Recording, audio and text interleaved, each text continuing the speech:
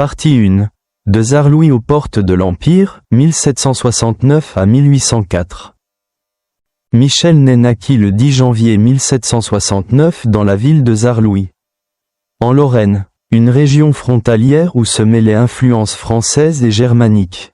Fils d'un modeste tonnelier, il grandit loin des privilèges de la noblesse militaire. Sa jeunesse fut marquée par le travail manuel, la rigueur et la proximité de ce monde paysan et artisanal qui allait forger son caractère. Rien ne prédestinait ce garçon au teint clair et au regard ardent à devenir un jour l'un des plus grands chefs militaires de l'Europe moderne. Il n'entra pas dans les écoles prestigieuses réservées aux élites, mais trouva dans l'armée le seul chemin d'ascension possible pour un fils du peuple ambitieux. En 1788, à 19 ans, il s'engagea dans un régiment de hussards. Il y découvrit la vie rude des cavaliers, longues marches, chevaux à entretenir, discipline de fer. Lorsqu'éclata la Révolution française, la hiérarchie sociale s'effondra et les places laissées vacantes par la noblesse émigrée s'ouvrirent aux talents nouveaux. Ney, doté d'un courage physique exceptionnel et d'un sens aigu du commandement, gravit rapidement les échelons. Sur le front du Rhin, il se distingua par son audace, ses charges fulgurantes et son habitude de partager les dangers avec ses hommes. Promu capitaine, puis chef d'escadron, il impressionna par sa fougue et son instinct de manœuvre. En 1796, au cœur des guerres révolutionnaires, il fut nommé général de brigade. Ses campagnes aux côtés de généraux comme Moreau ou Kléber consolidèrent sa réputation. À la tête de ses troupes, Ney galvanisait par l'exemple plus que par les discours. Blessé, capturé, libéré, il ne renonça jamais à son métier de soldat. Ses soldats l'adoraient pour cette proximité qu'il entretenait avec eux. Partageant leurs fatigues, leurs privations, leurs périls, à leurs yeux, il incarnait le chef idéal. Celui qui vit et combat comme eux, mais en plus audacieux, en plus intrépide. Lorsque Bonaparte prit le pouvoir par le coup d'État du 18 Brumaire en 1799, Ney était déjà un général reconnu. Il vit en lui le chef qu'il attendait, l'homme capable de donner un but à leur victoire et de transformer le chaos en gloire.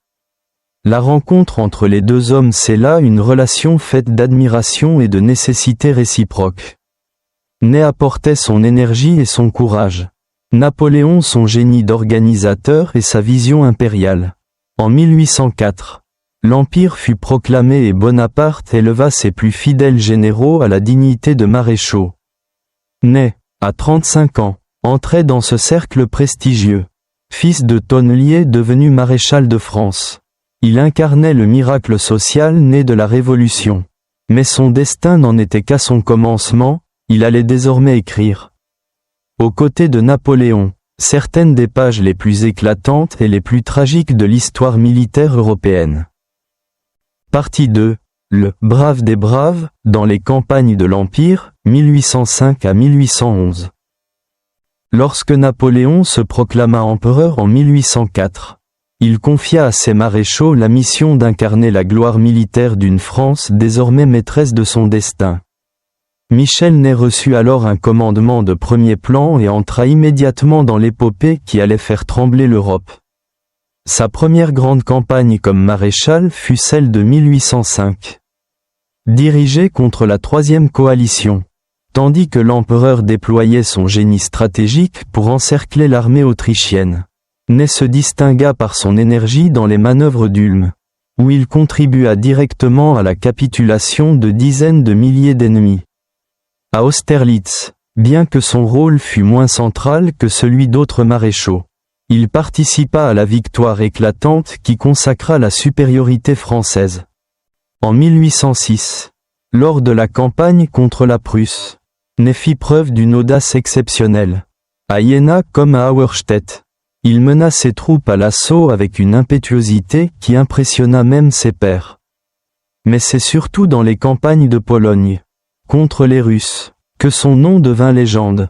À Eylau en 1807, bataille terrible dans la neige et la brume, Ney intervint au moment décisif pour contenir l'ennemi et éviter la catastrophe.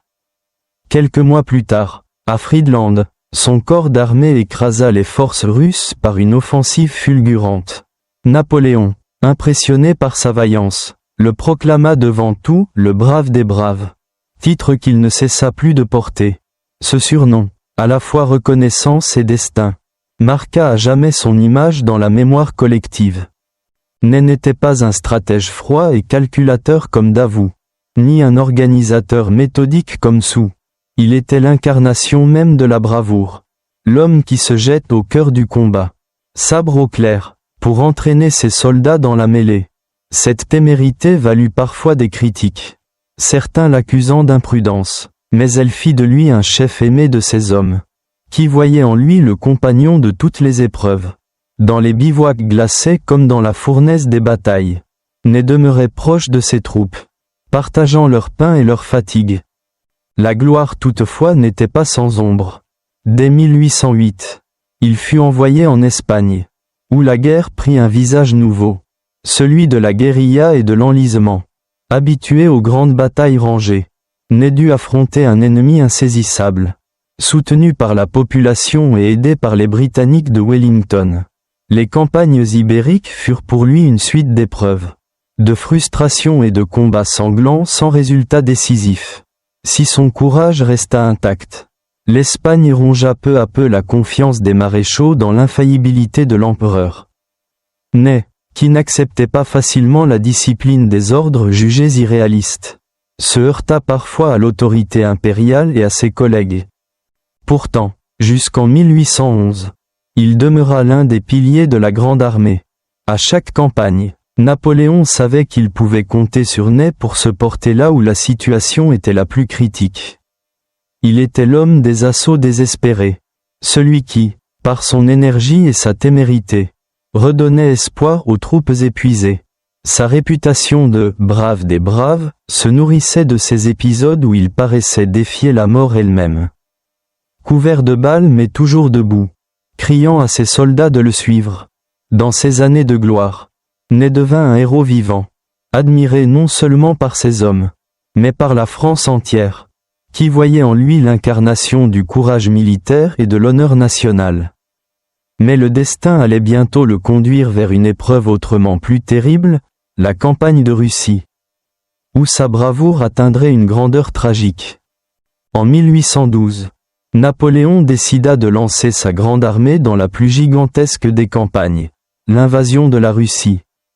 Michel Ney, fidèle parmi les fidèles, reçut le commandement du 3e corps, l'armée impériale, forte de plus de 600 000 hommes venus de toute l'Europe. S'avança dans les plaines infinies de l'Est. Ney se distingua à Borodino, la grande bataille livrée aux portes de Moscou, dans ce carnage d'une intensité inédite, où les pertes dépassèrent 70 000 hommes en une seule journée. Ney mena ses troupes avec une énergie farouche, s'emparant de redoutes fortifiés au prix d'assauts sanglants. Sa bravoure fut telle que Napoléon lui confia le rôle de briser la résistance russe à plusieurs moments décisifs. Lorsque Moscou tomba, Ney apparut comme l'un des héros de cette victoire amère, qui allait bientôt se transformer en désastre. Car l'hiver et la stratégie de la terre brûlée mirent la grande armée à genoux. La retraite de Russie demeure l'un des épisodes les plus tragiques de l'histoire militaire. Famine, froid, attaques incessantes décimèrent les troupes. Dans ce cauchemar, Ney incarna la résistance désespérée.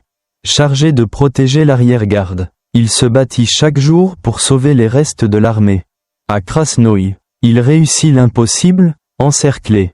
À la tête de quelques milliers d'hommes affamés, il perça les lignes russes et rejoignit Napoléon, qui l'accueillit comme un miraculé. Lors du passage de la Bérésina, Ney fut encore le dernier à quitter le champ de bataille, tenant sa promesse de ne jamais abandonner ses soldats. Les survivants le surnommèrent « le dernier soldat de la grande armée », symbole de courage dans l'Apocalypse. La campagne de Russie avait brisé la puissance impériale. Mais Ney ne perdit ni sa loyauté ni son ardeur. En 1813, alors que l'Europe entière se dressait contre Napoléon, il reprit les armes dans la campagne d'Allemagne. À Lutzen, Bautzen, Dresde, il fit encore preuve d'une énergie infatigable. Bien que les défaites s'accumulassent, À Leipzig, la « bataille des nations », il combattit avec une vaillance sans faille au milieu du désastre. Lorsque l'armée française battit en retraite à travers le Rhin, Ney était toujours là, sabre au clair, organisant l'arrière-garde, tentant de préserver l'honneur dans la débâcle. En 1814, la guerre se porta sur le sol français. Napoléon, avec des forces réduites, mena une campagne d'une virtuosité incroyable. Et Ney se battit à ses côtés. À Montmirail, Champaubert, Laon, il conduisit ses soldats avec la même fougue qu'au premier jour. Mais la disproportion des forces était trop grande. Paris tomba, l'empereur abdiqua. Ney, le cœur lourd, participa à Fontainebleau à cette scène où Napoléon fit ses adieux à la garde. Il avait servi l'empereur avec une fidélité sans faille. Mais désormais le destin semblait brisé. Louis XVIII, restauré sur le trône, chercha à rallier les maréchaux.